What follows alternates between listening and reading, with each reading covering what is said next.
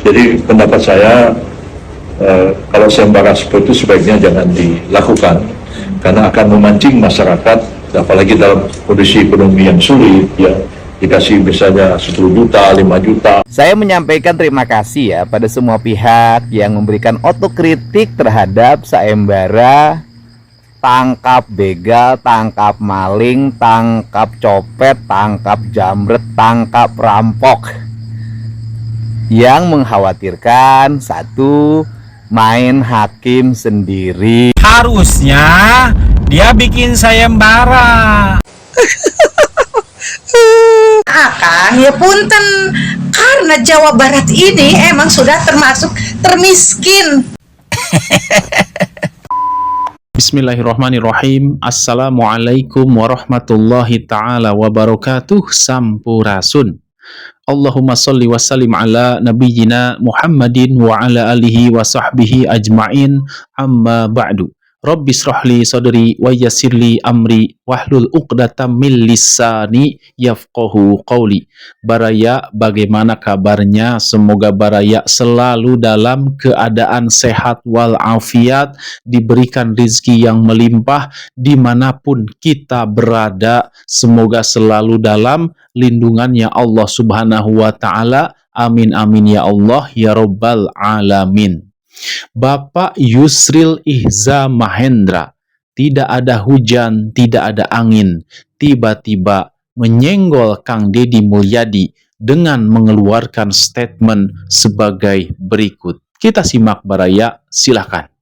Jadi pendapat saya, kalau sayembara seperti itu sebaiknya jangan dilakukan karena akan memancing masyarakat, apalagi dalam kondisi ekonomi yang sulit ya, dikasih misalnya 10 juta, 5 juta, orang sudah siap pasang golok terus bawa pentungan, jaga-jaga nih. Nah, akhirnya nanti orang yang bukan begal malah dipentung jadi begal, kan begitu. Jadi kalau saya boleh menyampaikan nasihat dengan segala hormat kepada Pak Gubernur Jawa Barat ya, sebaiknya jangan membuka sayembara seperti ini karena khawatir nanti mendorong masyarakat jadi main hakim sendiri.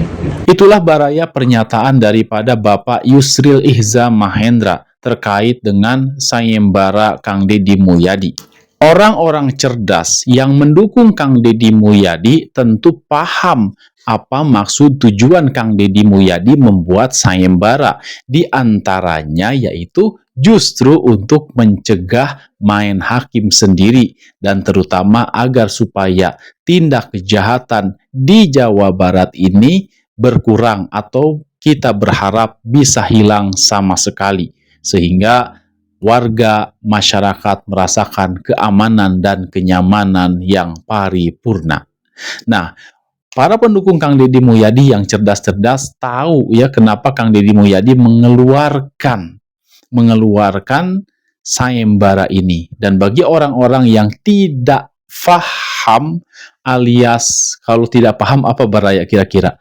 Orang-orang yang mungkin ya seperti itu tidak akan paham niat dan tujuan Kang Deddy Mulyadi.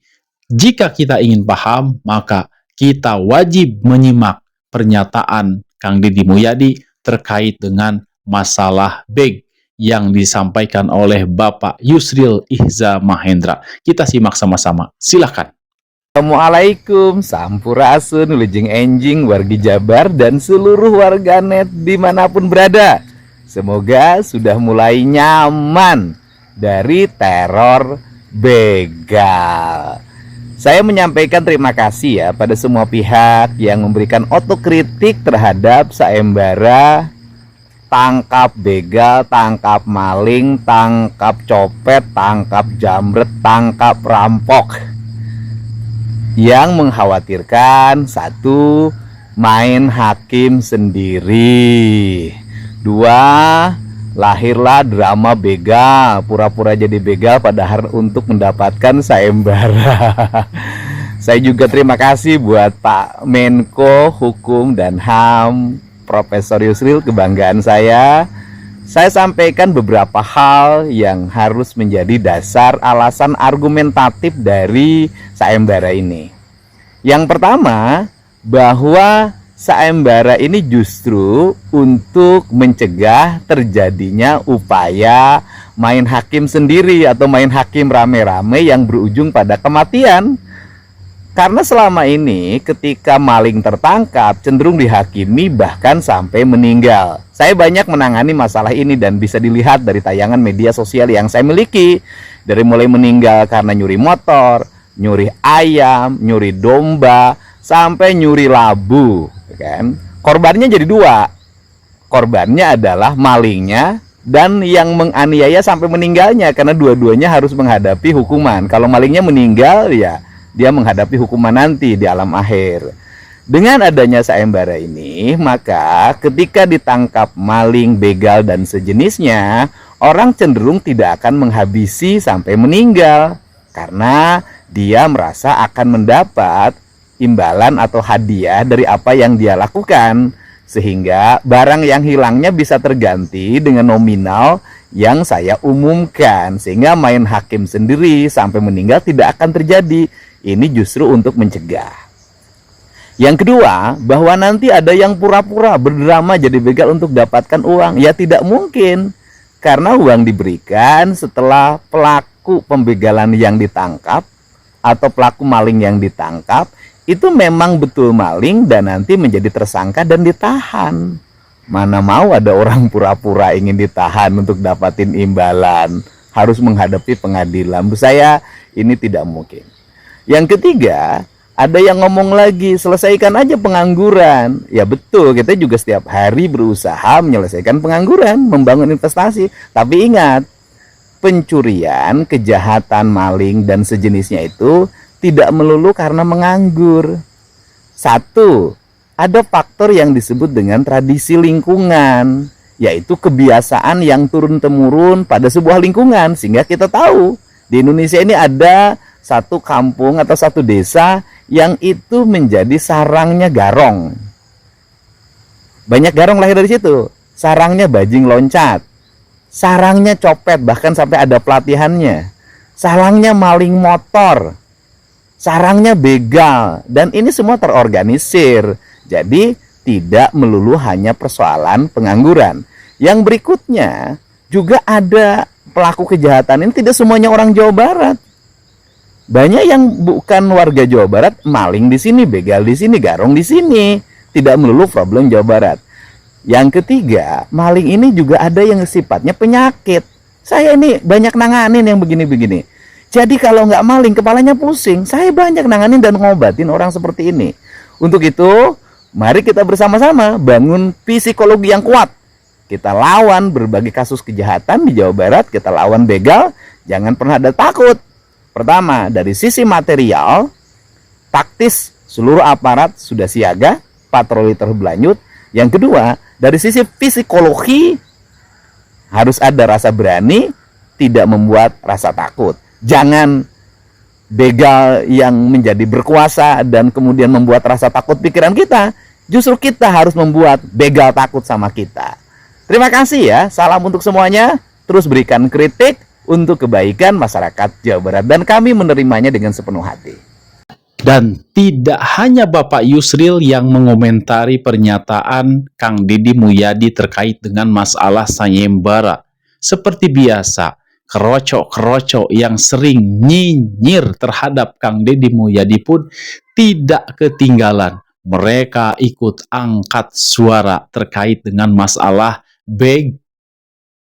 Di antaranya yaitu Mang Dod, terus Barnas, terus lagi siapa? Bapak pengacara WH, dan juga sekarang yang terbaru yaitu Ibu Subadriah dari Bogor. Baik, kita simak pernyataan Ibu Subadriah terkait dengan pernyataan Kang Deddy Mulyadi yang membuat sayembara untuk para begal. Kita simak sama-sama, silakan.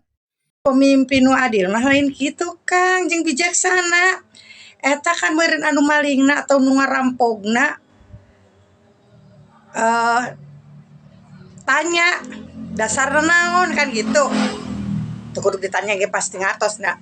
Kan ku Allah ge pencopet, perampok direjekian ku Allah, sadan direjekian ku Allah. Ngan eta akang mending teuing-teuing ngadamel sayembara kos siga kitu. Harusna akang ya punten, karena Jawa Barat ini emang sudah termasuk termiskin. Asalna aing males ngabahas masalah ieu. Tapi lila-lila loba jelema anu berstatement jiga kieu. Dongo. Di loba netizen anu berargumen bahwa katanya Bandung darurat begal itu karena darurat ekonomi, darurat lapar. Stop eta sungut dijaga. Lamun maraneh boga argumen jika kitu berarti maraneh geus ngahina orang miskin anu jujur. Logika dipake. Lamun miskin tiba-tiba jadi begal, lapar jadi begal. Kuduna pemulung sampahnya anu unggal poe bergelut jeung bau busuk. Manehna anu kudu jadi ketua begal. Atawa aki-aki anu umurna geus 70 tahun kudu masih kena narik beca kapanasan kahujanan, manehna anu kudu jadi begal paling brutal. Tapi faktana henteu kan? Justru maranehna anu hirupna susah, anu ajang dahar engke oge kudu neangan heula ayeuna. Tapi maranehna anu paling boga harga diri, paling bisa jaga diri. Naha cenah? Antaran jelema anu miskin eta boga hal anu begal teu gableg. Anu disebut ifah. Mana jelema bisa ngajaga kehormatanana sorangan, jeung cadu barang hakan tina hasil ngarampas hak batur. Komo nepi ka ngancam keselamatan orang lain. Komo nepi ngalengitkeun nyawa batur mah. Begal mah lain karena eueuh kejo di imah. Begal lain karena eueuh jang jajan budak. Begal lain karena kemiskinan saking kulaparan nepi ka empes-empesan rek bodar. Tapi begal mah hayang segala instan, tolol. Contohna hayang HP alus tapi mung gawe, yang gableg motor tapi mung nabung. Eta manusia ngarasa lamun gawe 12 jam dibere 100.000, lila. Rudet. Tapi mepet orang 2 menit bisa boga HP harga jutaan. Sakali deui eta lain darurat ekonomi tapi darurat akhlak. Dongo. Ngaku Islam tapi kelakuan Islam. Padahal di surat Al-Baqarah ayat 188 oge dijelaskeun, la taqulu amwalakum bainakum bil batil. Anu harti singkatna jiga kieu. Jangan makan harta sesama dengan cara yang batil alias ngabegal bangsat jiga sia. Rasulullah SAW wae muji jelema miskin anu boga sifat ifah, bisa ngajaga diri, bisa ngajaga kehormatan. Jan hirup susah, loba kabutuhan. Ejang dihukum negara ge geus jelas sia teh. Pasal 36 KUHP. Amun babadog bari ngalakukeun kekerasan teh, ancamanana salapan nepi ka 15 tahun penjara. Komo lamun siang ngalengitkeun nyawa batur bisa saumur hirup tah. Jadi saria jangan membungkus kejahatan dengan kalimat terpaksa. Jadi sakali deui keur kasaria anu ngabela nyebutkeun begal karena kemiskinan karena ekonomi saria geus ngahina jelema miskin anu jujur. Loba anu miskin anu berhati mulia. Film saria keur miskin atau memang teu duit ka tuluy ngabegal. Tadi sia milih jalan hina. Jeung keur kasia anu kamari ku aing dijelaskeun soal undang-undang jeung hukum agamana. Masalah begal ku sia nyebutkeun alah koruptor kumaha. Ku aing dijelaskeun koruptor sarua haramna. Lamun di Islam mah koruptor teh gulul, pengkhianat ancamanna sarua neraka. Bedana ari begal nya malingna make cerulit, ari koruptor malingna make pulpen. Aing keur ngabahas begal malah sia nunjuk koruptor. Intina sia mah nya tetep ngabelaan begal leutik dibandingkeun jeung begal gede. Aing rek nanya, ibaratna tetangga sia maling sapi terus sia menang maling domba kitu, rungsep. Demikian baraya, mohon maaf bila ada salah kata. Wabillahi taufik wal hidayah. Wassalamualaikum warahmatullahi taala wabarakatuh. Terima kasih.